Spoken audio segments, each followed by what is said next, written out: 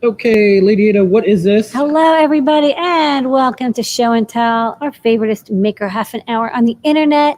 It's me, Lady Ada. With me is Mr. Lady Ada. We're here at the Adafruit Factory in downtown Manhattan, where we do all design, testing, manufacture, coding, and shipping of the electronic goodies you love to use.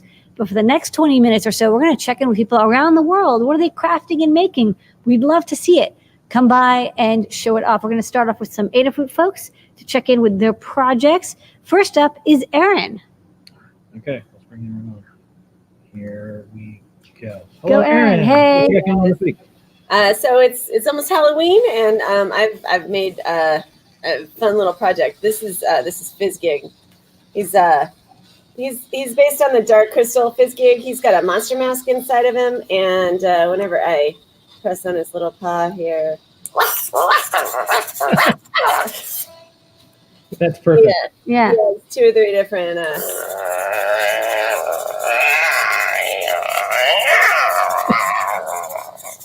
Those are good.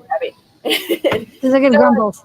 Yeah, that's what I've been working on this week. He's got a monster mask inside of him, and he's just built on a cheap wig from the Halloween store. This was a super easy project. I was so surprised. I had a little help from Philby with the code, but once that was done, all I did was plug things in, basically, and he just works. Like, he's amazing. I put him on my pumpkin so that he can guard my candy bowl for Halloween.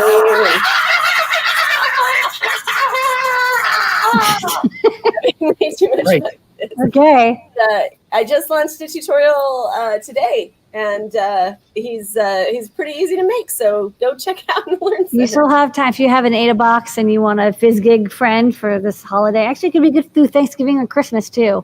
I think it's a cool guy, and yeah, like you said, all year round. It's because he's such a messy character. It's like you don't have to have a perfect job building him because it's kind of just a big ball of fuzz. He is a big ball of fuzz. He makes me very happy. All right. Well, thanks, Erin. Thanks for coming by. More cool stuff coming from you soon. So we'll check those out. Okay. Next up. All right. Next up, Phil B. Hi there. Hello. Get that shocked. What you got going on? You're on a show and tell. Wow. I did a last minute Halloween project, and I can't use my Twitter now because Twitter collectively wet its pants over this oozing dragon skull that I made using kind of an optical illusion thing with neopixels. See, they make a little mess when they hit the ground. Yeah. And that's just shenanigans I'm doing. There's 9 neopixel strands actually coming off the skull, but there's a secret 10th strand underneath. And the timing, top and bottom, is synchronized, so you get these wet oozing drops. It looks so good, but yeah, it's just little dots underneath that light up with the right timing, so it looks like the LED ooze is dripping down. Yeah, I'm not sure if it comes through, video. No, it looks good.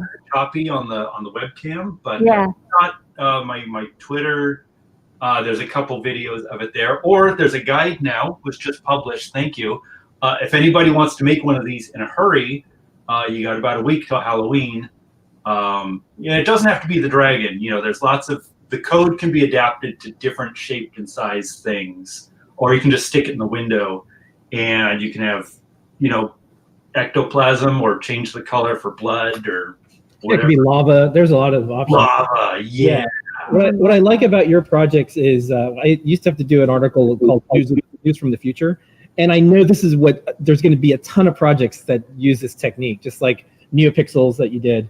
We saw a ton of things down to now there's shoes. Now there's just neopixels and shoes. Shoes, sand. Yeah, it's going to be one of those, I think. So I think this is neat because any type of liquid can now be LED-ified. Yeah, I remember Scanline was saying, one of the things that she liked is when people didn't use LEDs just as a television. And Phil B, what you do is your stuff is never just a television. It's always doing something a little different. I remember that quote. That really stuck with me. All right. Okay. Well, thank you so much. I look forward to the LED dripping gravy boat for our November project. I think it look cool on a tree, like dripping icicles. I think you were inspired by that. Okay, you were telling me about it. Okay, next up. Let's check in. Do we have a Brian? No, but we do. Here. Brian, why don't you show us what you're up to? Howdy. So this is a plotter in Arduino. I have a new sensor hooked up. Oh, thing dropped off. So your screen, Brian's screen is good, but Brian is a black box, which is fine. That's fine. Keep going. Whatever. So here's the code. So I'm working on the LPS33W. It's an absolute pressure sensor. Kind of like the LPS35HW, but this one's got a little nozzle on it so you can hook stuff onto. For the last one, I had my, well, I'll just show you what it does. So this is me hitting the plunger on my solder sucker. So because this one has a little port on it, I can get the little piece of silicone tubing from the solder sucker and it pops straight onto it. So I get like an amazing seal. I can like push it down a little bit before I hook it on and go negative. I go up and down. Anyways, got it working really quick. So this, yeah, it's a good time. Nice pressure sensor with a port. Okay, looking forward to a new sensor desk of Brian. All right. Alrighty. Thank you, Brian. Okay, next up, let's go to JP. What you working on? All right. Well, I'm working on the TFT Gizmo on the Circuit Playground BlueFruit. And so what I have here, it's a little out of focus. Let me pull it back.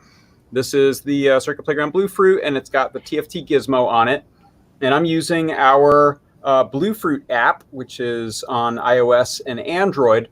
And I'm using it to beam images via Bluetooth LE over to the screen. So here there's a image selector, so you can go into your, you can take a new photo, you can go into your photo gallery and pick something. I've picked a goose, and now I'm going to hit send new image, and you'll see it zaps it over there right quick over the Bluetooth, and it shows up on your otherwise not connected to anything in the world other than radio waves. Wow, radio waves are amazing. They're amazing. Yeah, so that's what I'm working on. I'm going to show some of the nitty-gritty details tomorrow on my show, so stop by John Park's workshop at 4 o'clock Eastern, and I'm writing a guide on it, so you'll be able to get this set up and running in no time. Okay, Right. thank you, JP. All right. Okay, let's now check in with folks from around the community. You wanna Oh, go no, wait, down Noe to Pedro, sorry. I Yeah. saw your screen. That's why I was confused. Noe Pedro, sorry. I did not forget you. Hey folks. Hey, what's going on, guys? So we got Phil B inspired project. We got a hologram inside of a PyPortal. So just activate that. So we have Blinka here, and she just turn around. It's a PyPortal with a servo mounted on the bottom there, and it is doing the little Peppers ghost effect that Phil B. Yeah, you can touch button. Blinka. Kind of fun because it just floats, Yeah.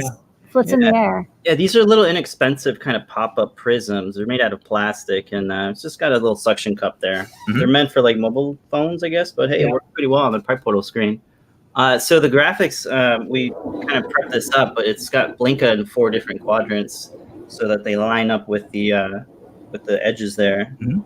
And we got a guide on there, and Isaac actually helped and collaborated with us. So we got a guide up there with a nice view of 2 files, so folks can just drag and drop it and get their GIFs on there. And it's using the Archaeology library, the GIF player code, so folks can use that on all sorts of different displays. And you get the 3D printer files, and this is sort of like a skeleton sort of project you can adapt, maybe make like a holocron from like Star Wars or some sort of like a crystal ball or something like that. A bunch of possibilities on there. It's just a servo, the PyPortal with the power boost on there, and a battery to power the whole thing. You can just make it nice little portable rotating hologram. We're just missing the sound effect, like help us, Blinka, you're our only hope. Okay, next version. Okay. All right, thank What you. else you got going on? Anything? Any other demos you want to show? You must show I the- turned it off. We'll do Oh, it next okay. week. Tune into 3D Hangouts. We Okay. show Fine. We have your videos and more on the show tonight. So Okay. thanks so much. Thank you. Okay. More Halloween making on the way. All right, next up, for real. Now we're into the community people. All right, first up, Tim. Hey, Hi, Tim, Tim. what you got going on? We can't hear you, Tim. Yeah. You're muted. If you can unmute your mic, Tim. Let's see. No audio's coming out. No, you're muted. There's a little Yeah, microphone. we'll come back to you, Tim. Maybe check out the settings and see what you can do. Okay, All next right. up, let's go to Elvaro. Hello. everyone. Hey there. So last time I showed a little bit of my Braille keyboard. So Oh, yeah. the cables for now are pretty ugly because I need to reroute this in EagleCAD. But you can see here, the tiny itsybitsy M4 running Python, and of course all the code is running on CircuitPython. So you can check a couple of videos that I have on how it's working. And a couple of another thing that I wanted to show is there's an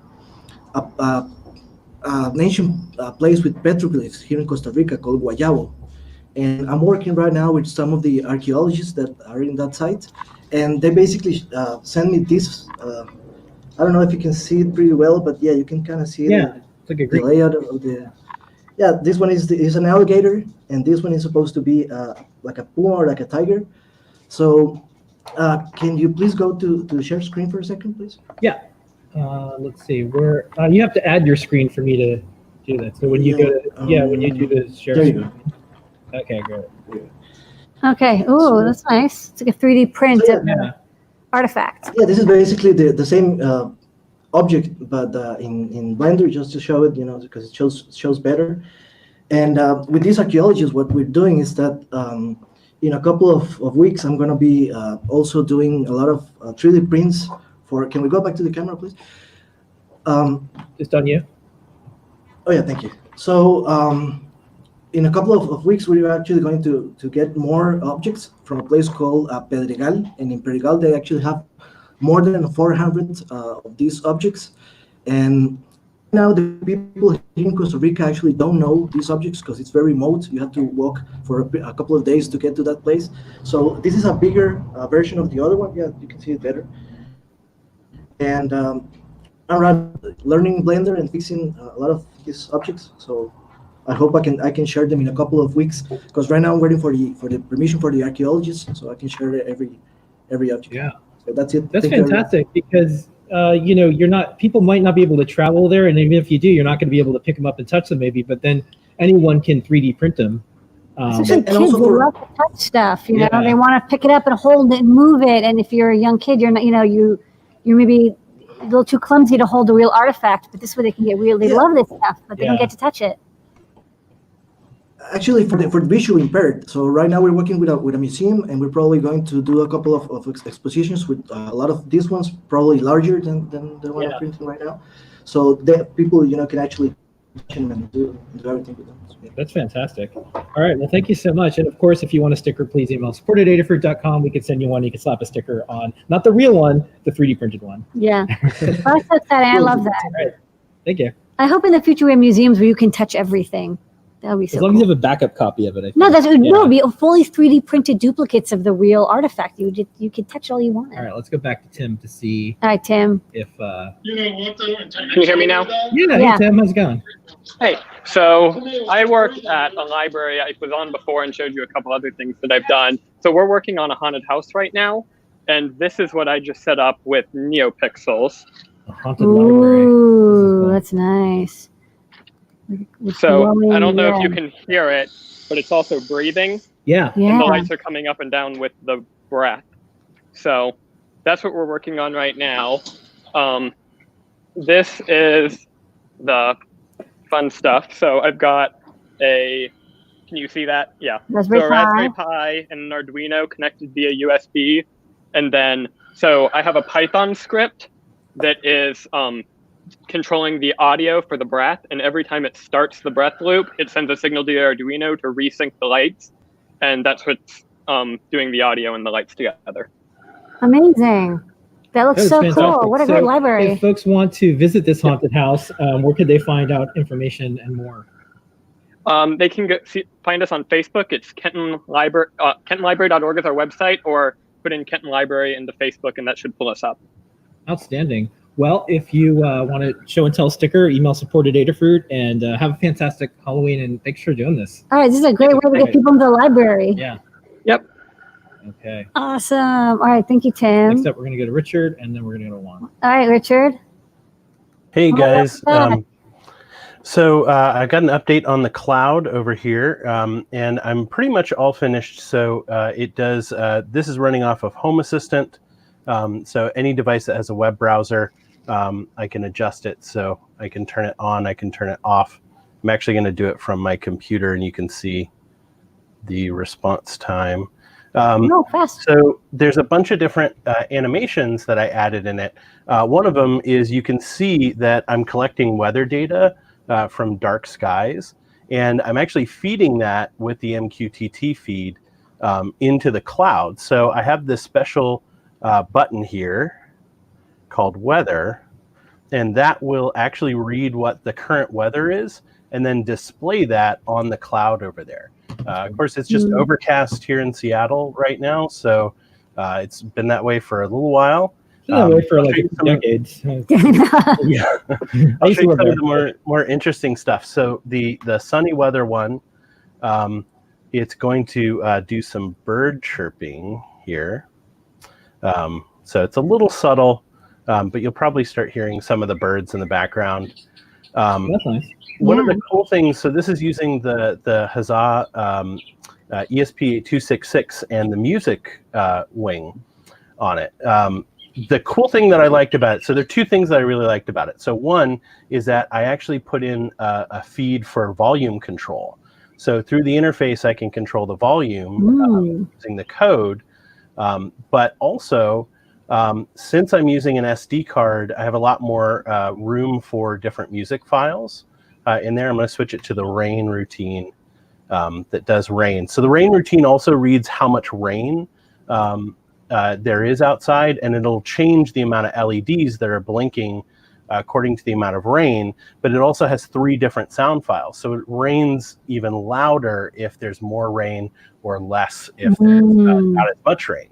But the cool thing that I figured out this week is, since I'm using the SD card, the big problem I've had is these clouds are going to go to people who don't really know how to program Arduino, and I don't really want to give them a big tutorial on how to set up the ESP8266 to flash the code with their Wi-Fi and MQTT credentials. So what I did was I put a config.txt file on the SD card with all the credentials, and when it starts up, it just loads those credentials, puts them into the temporary memory, and then it connects to the network. So it's not exactly really safe security-wise because I have plain text credentials saved on the SD card.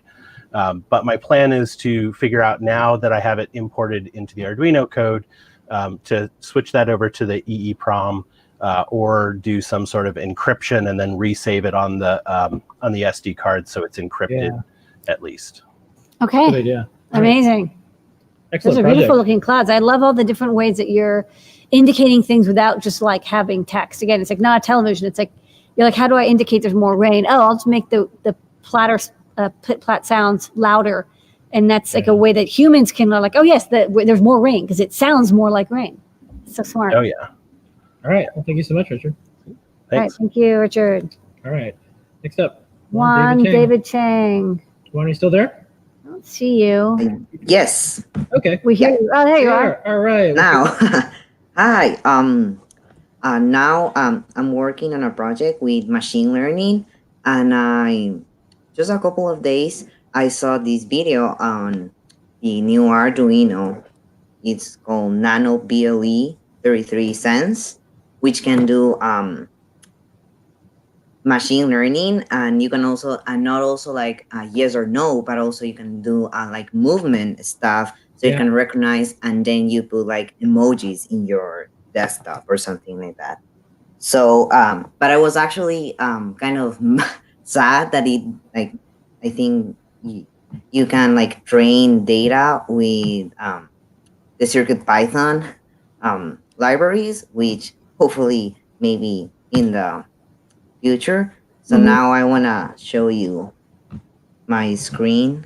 All right. When you show your screen, I'll add it. So just, yeah, when you hit screen share.